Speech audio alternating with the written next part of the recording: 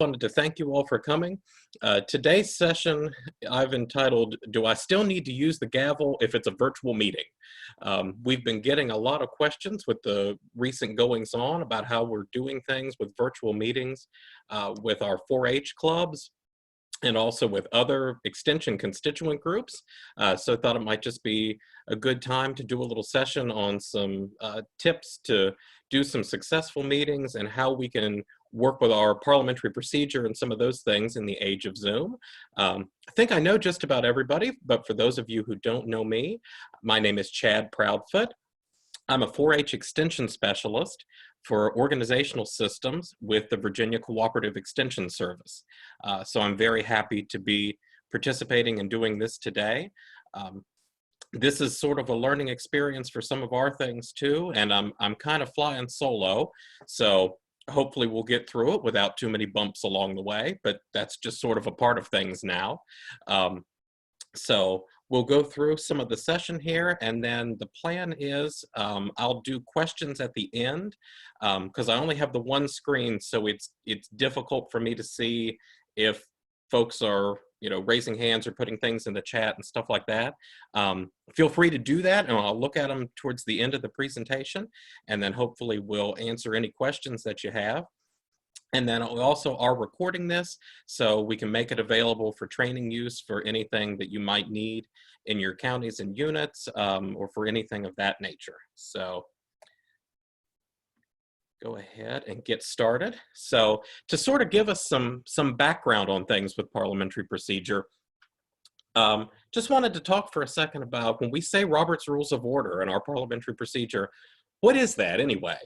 And so just to give a little bit of background, so the first version of Robert's Rules of Order was actually published all the way back in 1876 by Henry Martin Robert. So there actually was a real Robert for Robert's Rules of Order, but Robert was his last name and not his first name. And he was a brigadier general in the United States Army and briefly served as the chief of the Corps of Engineers. And if anybody's looking around for things in the US today to see where he put his mark on stuff, the biggest one that he did as the chief of engineers was he helped engineer the Galveston seawall in Galveston, Texas. So there was a real person.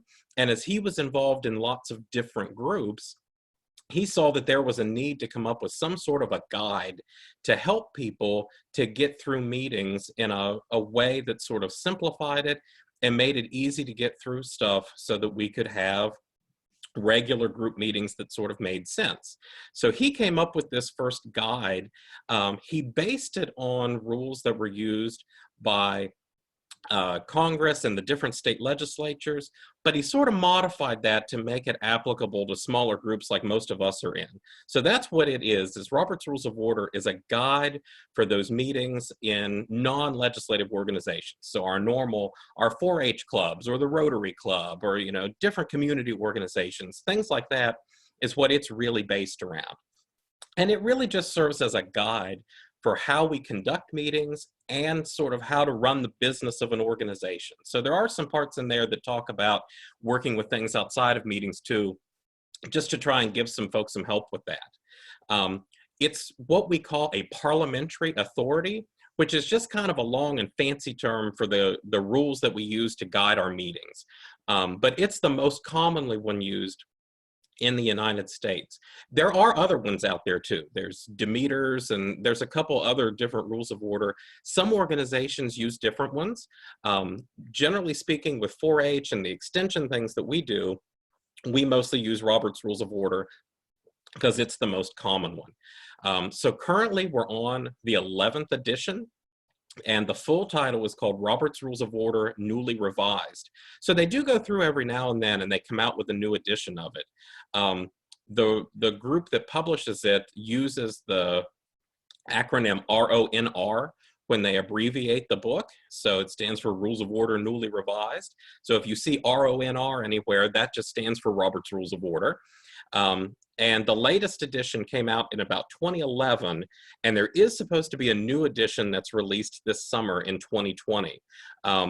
A few years ago, they also came out with what's called Robert's Rules of Order in Brief, which is a really great guide, and I recommend that for most organizations because it condenses down the stuff that's in the big book of Robert's Rules of Order and just makes it a lot easier to read and a lot easier to use. So I do recommend that for groups if you want to get that. With the new edition coming out this summer, I'm also really excited because they have said it will now be able to come out in ebook format, so something that you could get for your Kindle or that you could use online, look for other readers, things like that. That to me is going to be a really big help because up to this point, there has not been an e-reader version of Robert's Rules of Order. And so you kind of have to have that physical book and search through it and look for things. When that comes out this summer, and it'll come out in brief too, both of those will be for ebook, it should make things a lot easier to search for stuff and look for that. So I'm really happy to hear about that. Also, this latest edition that's coming out this summer, this will be the last one that a member of the Robert family is actually involved in. So for the last several years, Henry Martin Robert III, who was the great-grandson of the original author, has been involved in revising this and everything. But sadly, he passed away in 2019. So this will be the latest version or the last version that he was involved in. But that's just sort of give you some background on that. So then when we look into that, so what does Robert's Rules of Order say about having electronic or virtual meetings? So nearly all of us right now, and I know there's some folks on from different states too, but just about everybody right now, we're under these stay-at-home orders, so we're not able to do face-to-face programming and things of that nature, but there's other times when that might be the case that we would want to do as well.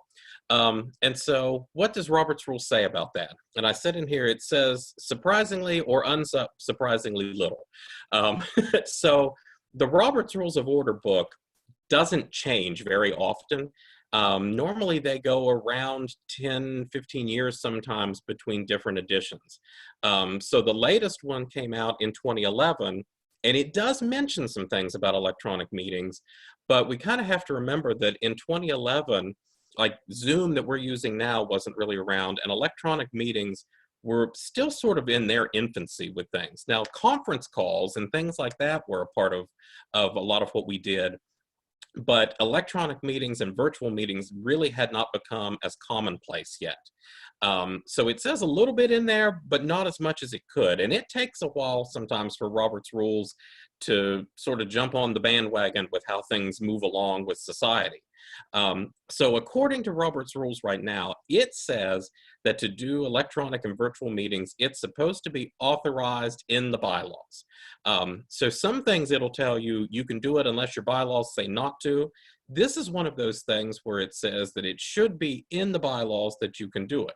However, I think if we look close to this, I think there's a good workaround that we can use for all of that. And really, it goes down to that next bullet point, the number one rule of real estate: location, location, location. So at the time that the latest edition was written, they were mostly thinking about connecting through conference calls and things like that. So your bylaws normally say when you meet or how you have meetings. Most of the time, it doesn't say where you have to meet. And so if your club or your group decides that the location of your meeting is a Zoom room, then there you go. You should be fine to do that. And I know as far as Virginia 4-H is concerned, the state 4-H office, we are very supportive of all of our clubs and constituent groups and everybody out there. It is perfectly fine to hold virtual meetings via Zoom or other methods like that. We want you to do that. We want you to continue your programming that way. So we are very, very supportive of those things. So your location for your meeting switches from the community center or the extension office or wherever it might be to your Zoom room. And I think that'll be good. And I do think that when the latest edition of this comes out, we'll probably see some changes in that because so much of the world has moved in this direction. The actual information that Robert's Rules says of what an electronic meeting is or how you do it says that when you hold that meeting virtually or electronically, you just make sure that it doesn't lose its character as a deliberative assembly. And a deliberative assembly just means a group of people who can talk to one another and make decisions. And that's what our clubs are. And so you have to provide at a minimum, it says, conditions of opportunity for simultaneous oral communication amongst participating members. Again, just kind of a fancy way of saying, if you're going to do this, you have to make sure that people can hear one another and talk and things like that. What that's really getting at is sort of the things to avoid are when we're just making decisions through email votes or sort of things like that. Those are the kind of things that we discourage folks from doing unless there's a real emergency or a real pressing need for a decision about that specific issue. And sometimes that does happen. Sometimes something comes up and there's not enough time to have a meeting. There's not enough time for something to happen and you have to act quickly. And you may, do an email vote on something, and, we understand that happens from time to time. If you do that, those things then need to be ratified at the next regular meeting and recorded in your minutes. So you've got a good record of that. But really, for a virtual meeting, it should be that everybody is together in some way that they can hear each other, they can talk, they can ask questions, things like that. And so I also put down here to remember, we are all in this together. This is new territory for just about everybody across the country. So we're learning things together. There's going to be bumps along the way. Things will happen, but it's all right. And we understand that. And everybody's trying their best with things. And when General Robert first wrote Robert's Rules of Order, we know he was not thinking about COVID-19. And when the latest edition came out, they weren't really thinking about those things. Some of this stuff didn't exist then, and it's all right. So we'll all work through it together, and everything, everything's going to be okay as we try and weather the storm. So when we talk about those meetings, with that definition, what does it mean? So what we're really trying to do when we do our virtual meetings, we do things through Zoom and other methods like that. We're just trying to create a situation where in our virtual world or electronically, that we're replicating as much of that regular face-to-face meeting as we can. Generally, like I said, the idea is we're just taking the location and moving it online. But we want to keep the same essence of everything. We want to be sure that we're trying to involve as much as we normally do and go through that process. So it is important that everybody needs to be able to hear one another and to be able to speak so they can ask questions. Zoom is very good for that. Everybody can talk into something, they can ask questions, they can chat. Also with Zoom and with several other methods, folks can call in on the telephone if they don't have connectivity. And when we're doing these kind of meetings, we want to really make sure that we provide that kind of access too, that if folks can call in, we want to be able to make sure that they can do that, because we want to make sure that we're still reaching everybody and doing everything we can to provide means for access to them. Your clubs and organizations, if there are quorum requirements or anything else that you need to do to have a meeting, you need to make sure that you're still meeting all of that.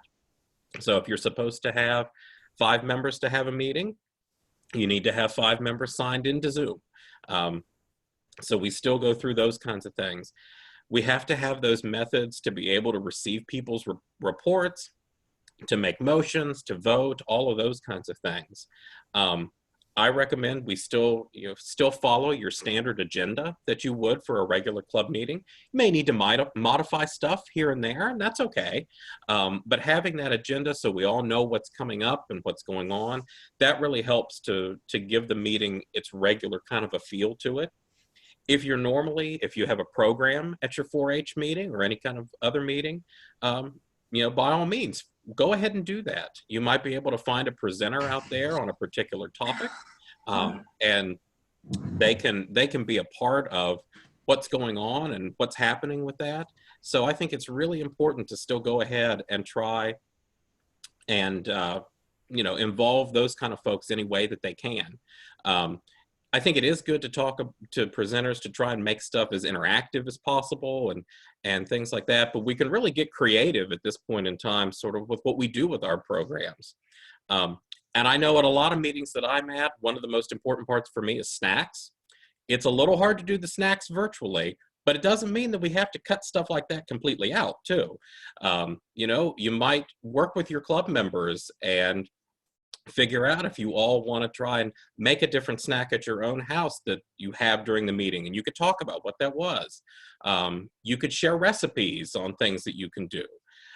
You know, again, it's one of those things. It may not be exactly the same as if we were all in the same room together, but there's lots of opportunities to get creative, and we can have, you know, healthy snacks and recipes and all kinds of fun stuff like that. So by all means, feel free to get creative out there and work in those ways that you think can be kind of fun and exciting as we're trying to work through all of this. So what are some things that we can do to really make Zoom or other technologies out there work for us, for our club meetings? And I talk about Zoom the most because, at least for Virginia Tech and for, I think, a lot of other institutions out there, Zoom is sort of the preferred method that we have to use for these things. So all of us that work for Virginia Tech or associated with Virginia Cooperative Extension have our university accounts for club meetings, and that can be really beneficial. So if we're agents out there, it probably would be helpful for us to schedule meetings for our clubs or our other groups, because if we use our university accounts to do that, we get a couple of benefits.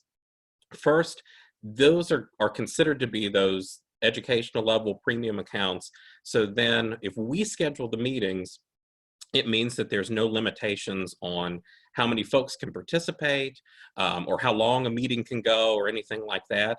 If folks are using the free accounts out there that you can get from Zoom, they still work really well. The free accounts are great, but sometimes they do have those limitations then on like how many people can sign in, or you can only do it for a certain length of time and then it cuts you off. If we use those, then we can help our clubs that way so that they don't have to worry about those pieces of it. We can check the settings in our Zoom accounts to set it up so that it's easy to add hosts and co-hosts. So you can add the club president and the club leader or something as a co-host into those things, so that it's easy for them to share and do stuff like that. And then if we can, you know, we can help with that to getting things rolling, so it makes it easier for them to do stuff. For the folks out there in the clubs, I recommend that if at all possible, trying to send out the agenda or any kind of written information or reports or anything before the meeting, if possible. And I know a lot of clubs and organizations already do that anyway. There's a lot of folks out there that try and distribute the agenda and the minutes before the meeting, and that can be really helpful. With Zoom and virtual meetings, it can kind of go even a step further in being helpful, because it gives folks that opportunity to really look over stuff beforehand and sort of know what's coming, so they feel more comfortable when they get into the meeting. One of the settings on Zoom that can be helpful, especially for the person that's presiding, is to use that mute all feature. So whenever folks initially sign in or call in, we can go through and you can mute everybody's microphones except for the person that's speaking. And then that just kind of helps to cut down on background noise or things like that, so that it's not too troublesome. Then you can change that setting. You can let folks unmute themselves if they want, so that they can speak and to do all of those things. But it just kind of helps with that. But I do want to point out, we shouldn't use mute all then as a disciplinary tool in a meeting. So if you think somebody's talking too long or something like that, you shouldn't just go in and mute them. That's not good Zoom etiquette. That's not good meeting etiquette, to just cut somebody off. So don't use it that way. It's more of a management of things like that. So it can be tempting sometimes to just think, oh, I'll just go mute that person, but we don't want to do that. And then the other thing with the meetings is the cameras as well. A lot of folks have their camera on for this meeting. Some people don't. A lot of times that's a personal preference, what you want to do with that. For our clubs out there, a lot of our folks, our club members, you know, they're in their homes, they haven't seen their friends, so there may be a need to turn on cameras so you can wave to one another and things like that. All of these are things that I would say that club leaders and officers just be mindful of that. To see what we're doing with stuff and to make sure that it doesn't become a distraction or something that's taking away from the meeting. If it does, you may want to ask members to turn off their cameras for a while and to do things like that. And again, this can all vary from club to club, but just it's things to be mindful as we're looking through that as we go. To some more tips for Zoom meeting things, we may want to allow especially whoever is presiding, your president probably wants to allow a little extra time for people speaking. So if there comes time for somebody to make a report, or if somebody's going to make a motion, or you think somebody will, give them that little extra space there, because there's little bits of delays with sometimes with the virtual meetings. And then also there's those folks that are there that, you know, it takes a second sometimes. You've got to unmute your microphone, or you got to make sure that somebody else wasn't going to speak, or you're waiting to see if somebody does. So the normal time that we have for that in our meetings, go ahead and give them a little extra space, especially for the first couple of times that you might be meeting, just until everybody gets used to that. And it's one of those kind of things. I also would recommend holding like a practice session for your club with Zoom. And that could be as easy as just, you know, taking the first 5 minutes or so when everybody's signed in to go through some of the things and let folks see what the different, you know, the settings are and how you do things and how you raise your hand and all of that kind of stuff. Just, it lets people feel comfortable. And that's something else that you may want to do the first 2 or 3 times, is allow that opportunity to kind of just play with it a little bit, so that folks feel comfortable. And so then when you get into the business of the meeting, that things feel a little bit better with that.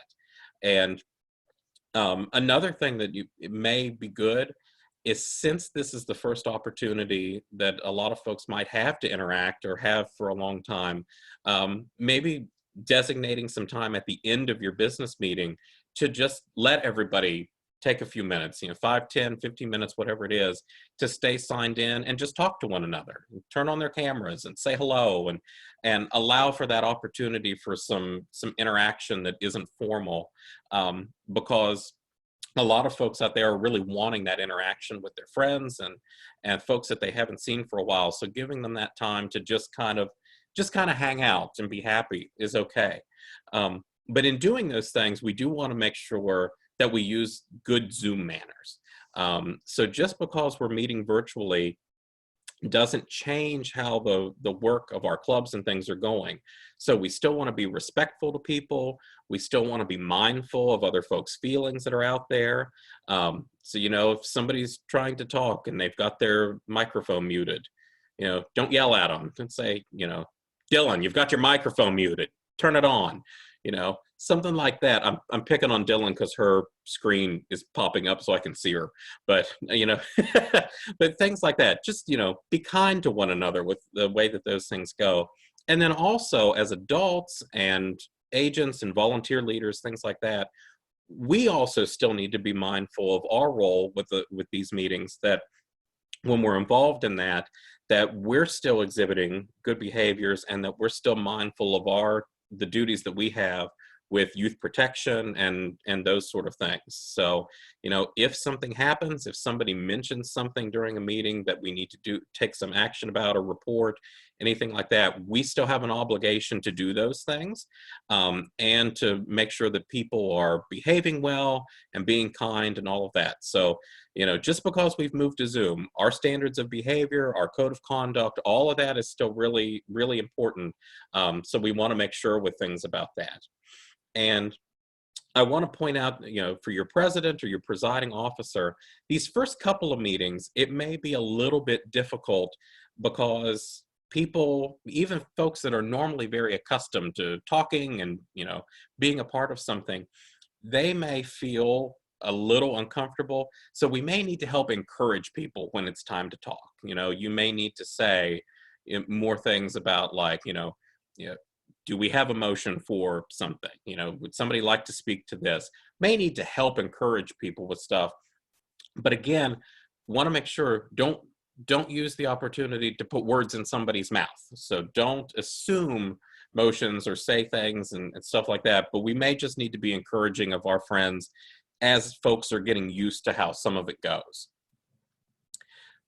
One idea that I would recommend, and I have no better term for this other than Zoom Master. But if somebody can come up with something else, that's great too. But something that you may want to do is to designate somebody who is like the Zoom Master for each meeting. So one of the things, if you're the president and you're presiding over the meeting, it is really difficult to run the meeting and try and monitor what's going on with Zoom at the same time. And so it might be helpful to ask another member to do that, to have somebody who, they're still a part of everything, but somebody who is going to take on more of a role to kind of monitor the stuff that's going on and look at the chat box to see if there are some questions or things like that. If we're going through the agenda properly, they can help advise the president. They could jump in and say, oh, so-and-so wrote this in the chat box, or we have a question about this, to kind of help the president, because it's already sort of stressful presiding over a meeting, and you're trying to do a good job. And so adding on some of this too makes it a little more difficult. So having that person out there, just to kind of help keep things on task and monitor what's going on with Zoom, could be really helpful. I put in here that could be a possible job for your vice president. A lot of times there's not something specific that the vice president needs to do during a meeting. This could be something for them. Or you may have members out there who are really, really good at all the technology pieces and all the Zoom stuff that would be happy to do this. You may want to rotate it around for each meeting so people get an opportunity, or folks that want to do it can.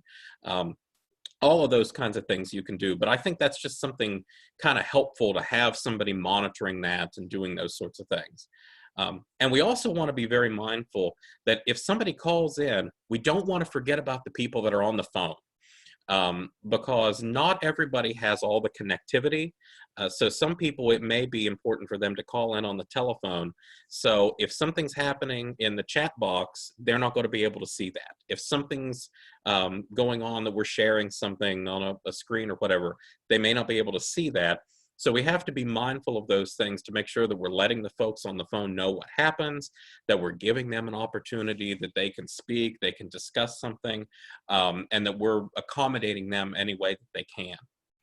And then I put in here just a little cautionary note for club leaders, adults, or anything like that.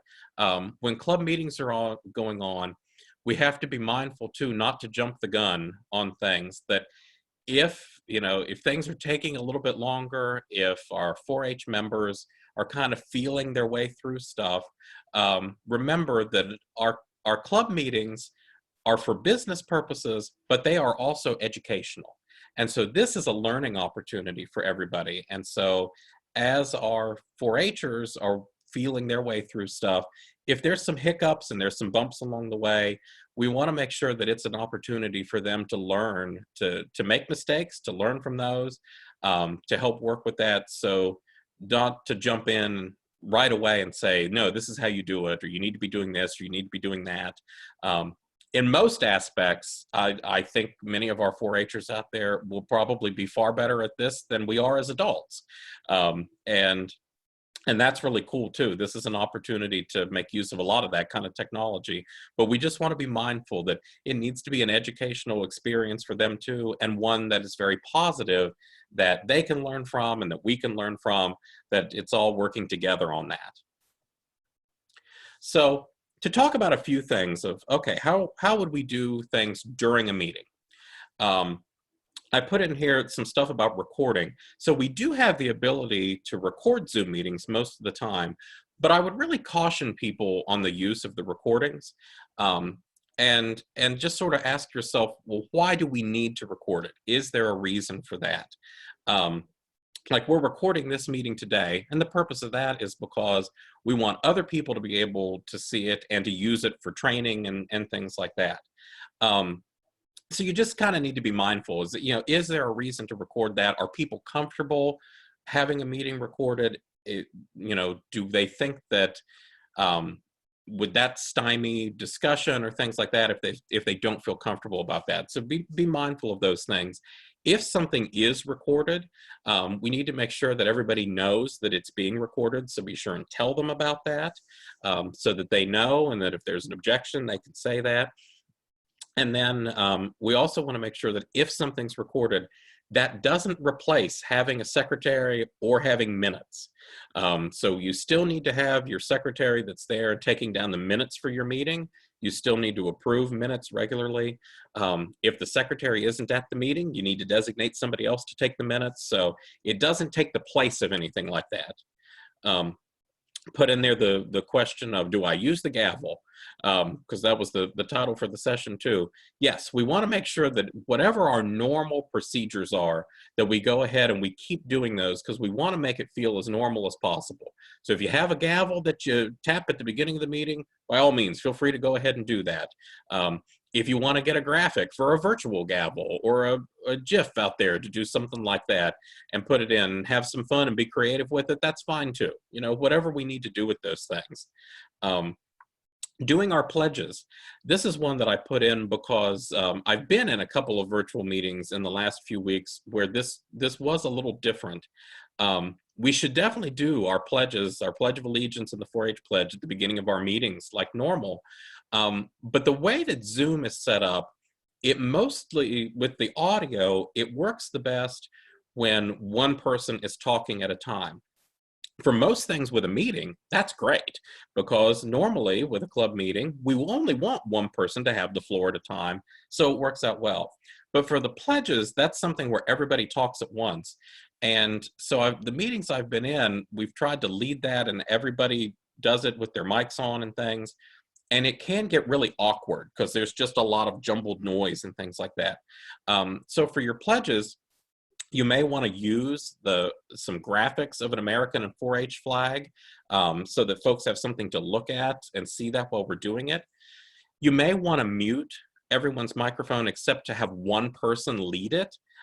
Encourage everybody to do it at home with them, but just have one person to lead so that the audio kind of makes sense.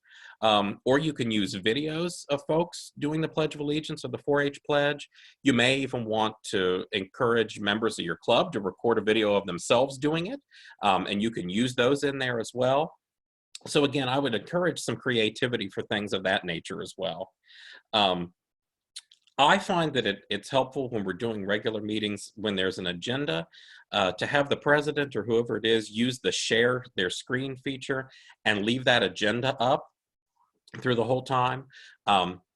It serves the purpose of people can see what's going on like they would in a regular meeting, so they know what's coming.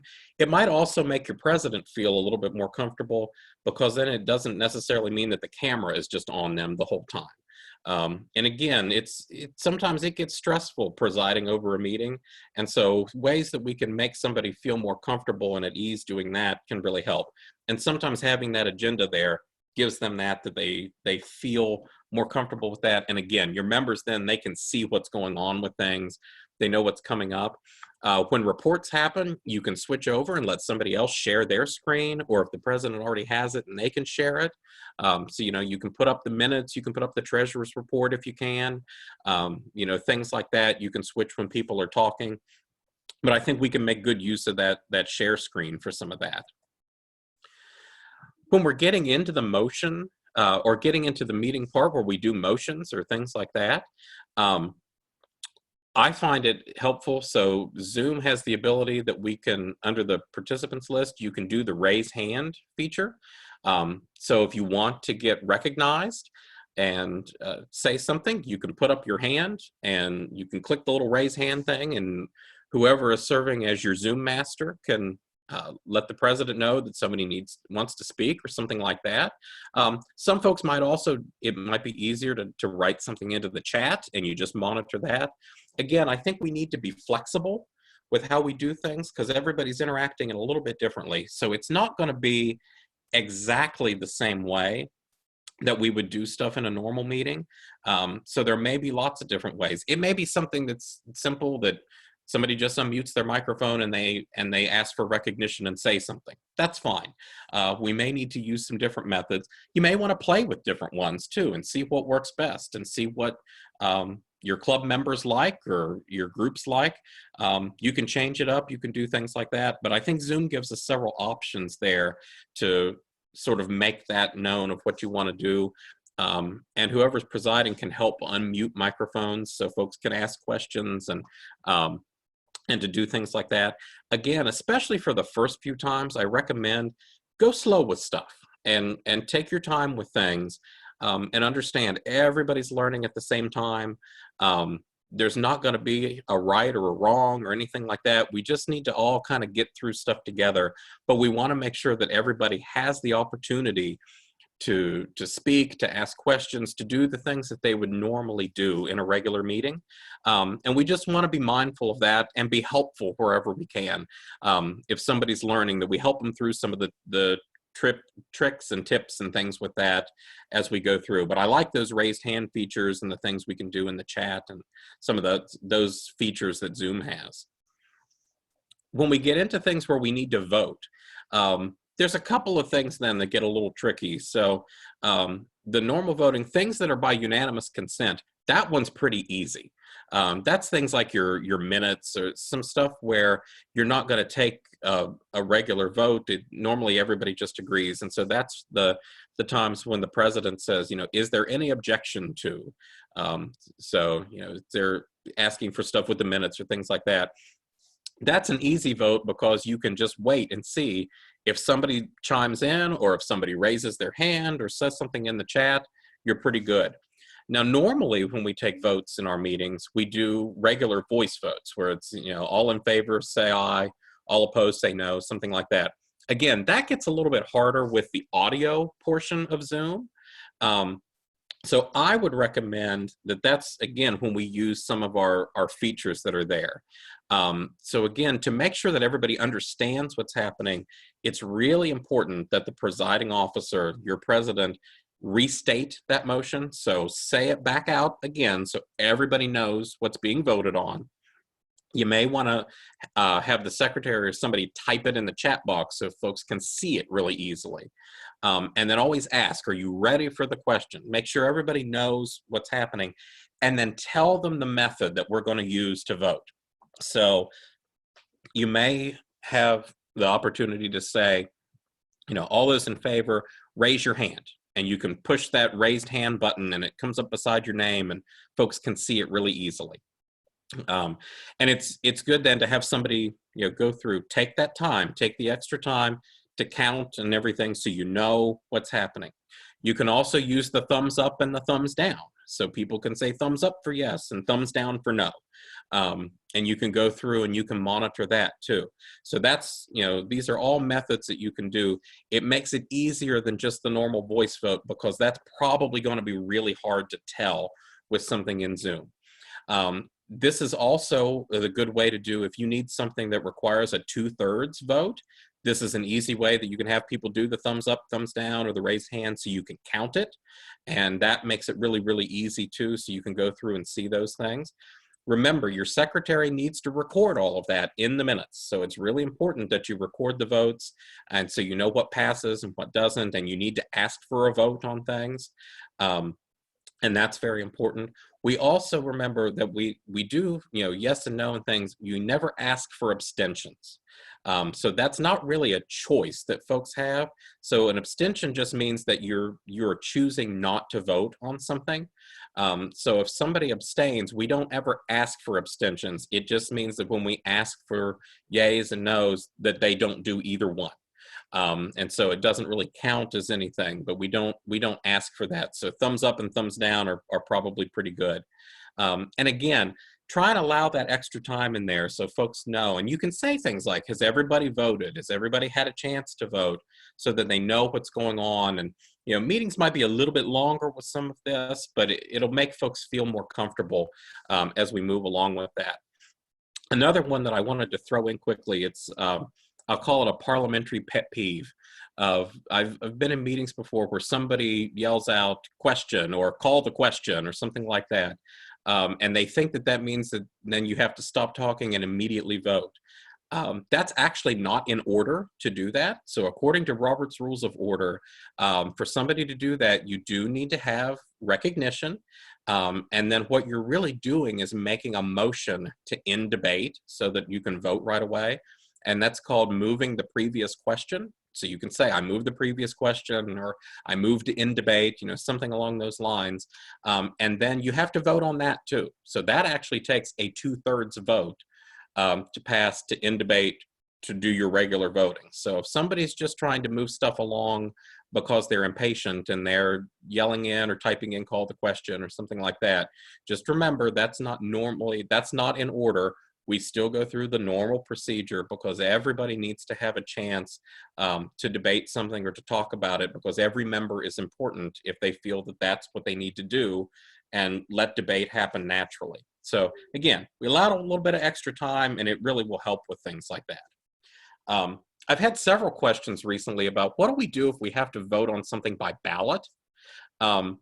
And that one's a little bit harder with stuff, because I understand that normally we're all together when we do that. So I've had some questions about ballot votes, and somebody has said, well, you know, if we're meeting virtually, does that mean that we don't have to use ballots?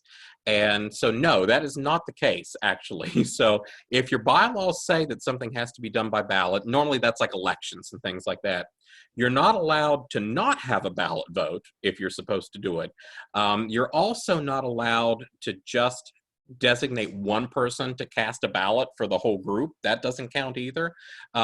But there's nothing that says that ballots have to be printed out on paper and done in the normal method. So we can use some other stuff for that. Something that I would recommend is doing like some online balloting, and you can use something like Google Forms for that.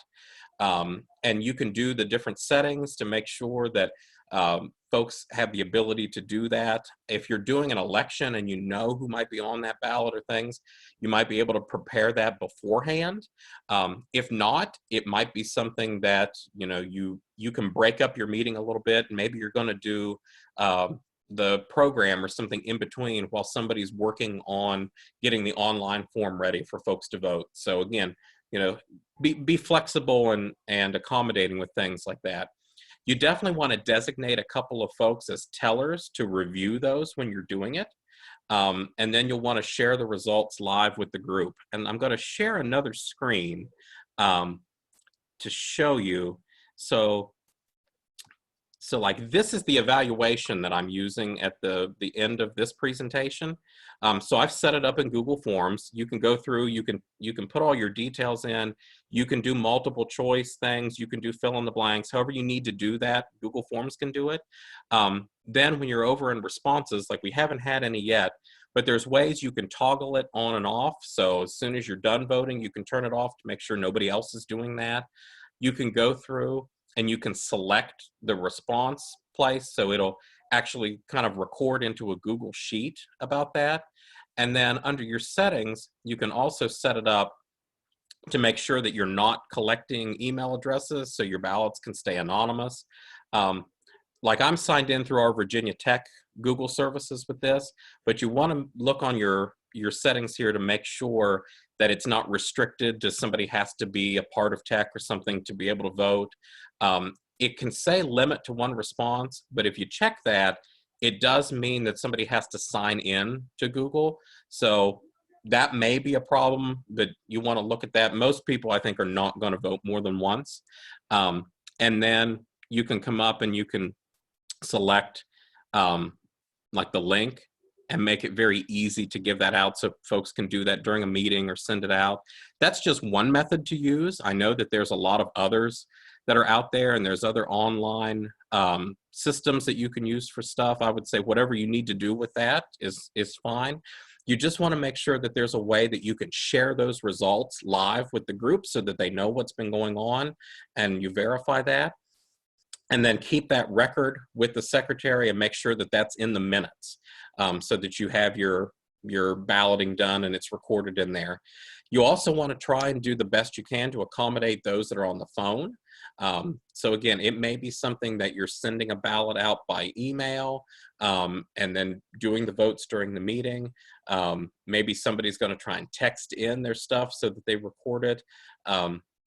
I think there's different ways that you can try and do that. Again, we're in kind of uncharted waters. So we want to do whatever we can to be accommodating with that, and to not rush that process, but try and go through step by step and try and ensure that we're being as fair as possible.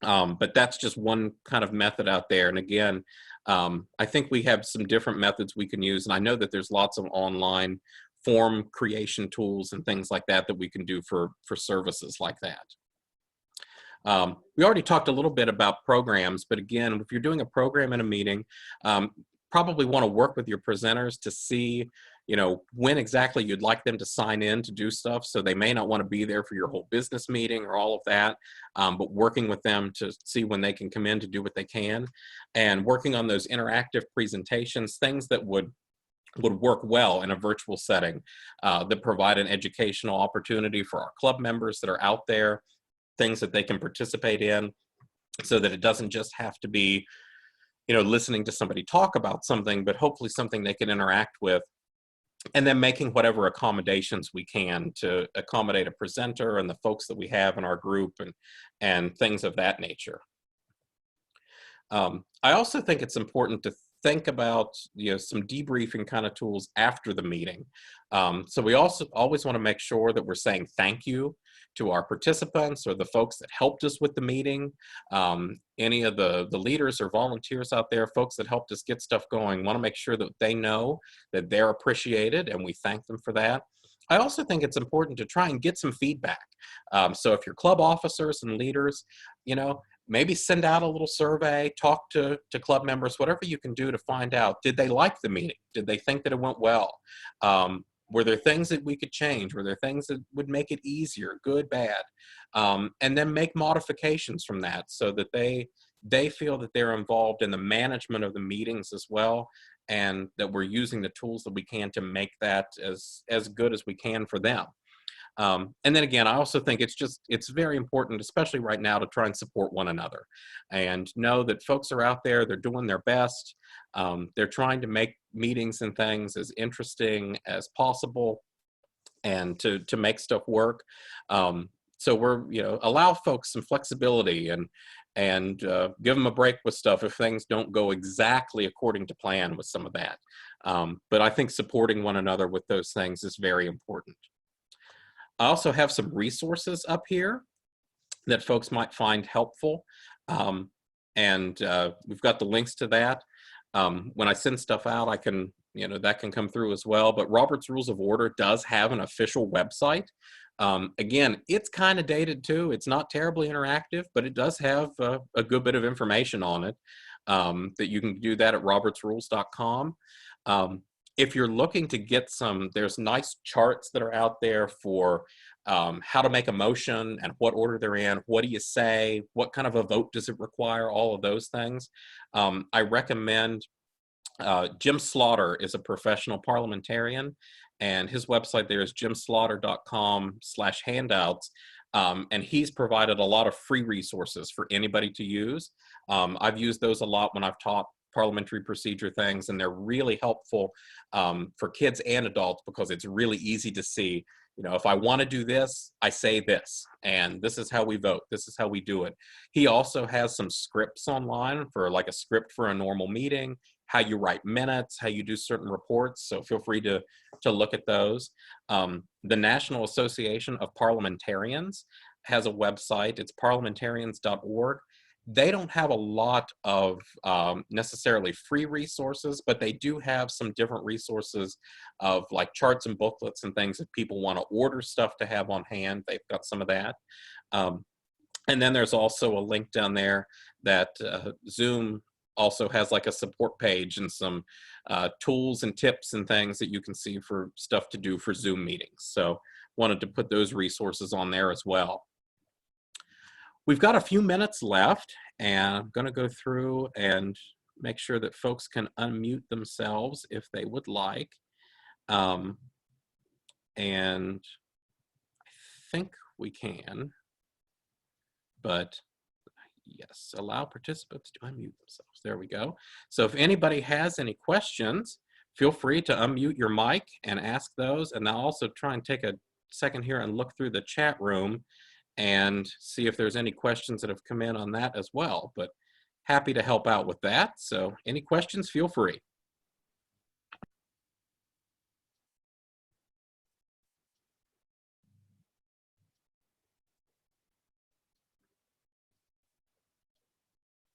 I see one that says, as I understand it, we cannot add a co-host unless they have a Zoom account. I'm not sure about that. I have been able to add co-hosts that didn't have Virginia Tech Zoom accounts, but they did have, I think they had at least set something up with Zoom. So you may have to have some sort of a Zoom account, even the free one, but I don't think it has to be Virginia Tech. And this is Dylan. Hey, Dylan. Hey, so Amy, who's also on this call, she's one of our club leaders, and we were able to set up a co-host situation. She has a Zoom account, but she doesn't have a Virginia Tech one, so I'm just gonna second that. Great. Yeah. Yeah, and I know at least the free ones especially, it's really easy to get a free Zoom account, and then you get some access to things like that. I had somebody here that said SurveyMonkey app is a great source as well for the ballots and things. Absolutely. If you've got something out there that you can use and it works well, Google Forms, Qualtrics, SurveyMonkey, whatever you can use, I think that's great. Somebody asked about the polling function within Zoom. They said they've heard mixed reviews on that. I'm the same way. I've heard some mixed reviews with that, and I would probably shy away from using the polling function because I believe that I think I've seen it where you can tie it to a person, so it may not be anonymous all the time. I'm not sure about that. And then also, when our Zoom meetings close, we lose some of that data, so you may not be able to capture that as easily. So I would, if somebody is able to use it and it works for them, that's great. I would probably shy away from that so that you have some external way of keeping your data, so at least you have your numbers and things to put in your minutes. But again, whatever you can find out there to use that works, I'm all about it. Any other questions? Question. Yeah. So one of our clubs has a membership policy that can no longer be reached with no programming through the rest of the 3 months. Mm-hmm. So I was calling our officers together to come up with a recommendation for the club, which will be voted on for the club. Is that okay? Yes, I would say under the circumstances, again, we're in state and national levels of emergency with things like that, and we've had to change how we're doing some of our programming. So I would say that would be perfectly fine. That, you know, if you need to change some of those requirements so that you're able to continue programming like this, you know, virtually and provide that out there. I know at the state 4-H office we would be very supportive of that. I have a question here. Some counties require members to attend a certain number of club meetings in order to qualify for fairs. What are your thoughts on counting these virtual meetings? Yes, so we are looking at virtual meetings as being regular official meetings in every respect. So we would see attendance at that being official 4-H attendance for things. Yeah, so we, like I said, from the state 4-H office level, we're looking at a virtual or electronic meetings, whatever it is, we're looking at those as absolutely 100% official, because you're meeting all the meeting requirements. People can talk to one another, they're voting, they're doing their reports, all of that. So, so yes, we would be very supportive of looking at those officially. The second part of that question was, if someone can't attend, should it count against them? I think that we need to have some flexibility as much as we can right now, in terms of counting anything against somebody, because we have a lot of folks out there that have connectivity issues, and just lots of stuff that's going on with life. There's a lot of challenges people are facing. So I would say at this point, I would really recommend not counting things against people like that. And again, work with your extension agents in your counties, your units, all of that, with their programming. But I would generally say try not to count stuff against people if we can.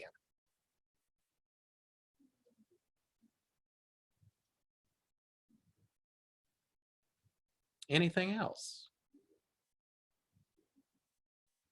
Okay.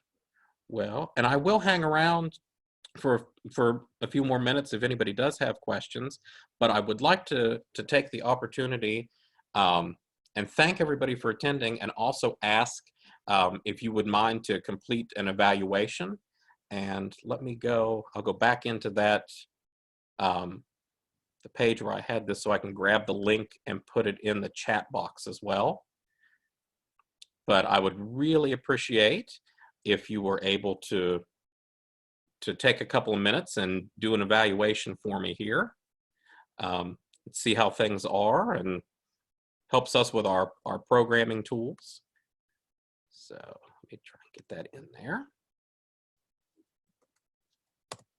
Okay, so I put the link in the chat box as well, because I can't remember if when we're sharing, if you can go right in and click on a link or not, but it's in the chat box there. So would very much appreciate if you would mind to just take a couple of minutes and do the evaluation. Also, I've included in the evaluation form, if you'd like to receive a copy of this PowerPoint, I'm happy to send you the slides. I'll send it as a PowerPoint, and I can also send it as a PDF with the slides. And then if you want to have a link to the recording once we're done, we will put it up online, but if you want me to just go ahead and email you a direct link once it's done, I'm happy to do that as well. So if you can do the evaluation form, there's a thing at the end that if you want that you can pop your email address in there, and then I will be more than happy to send that out.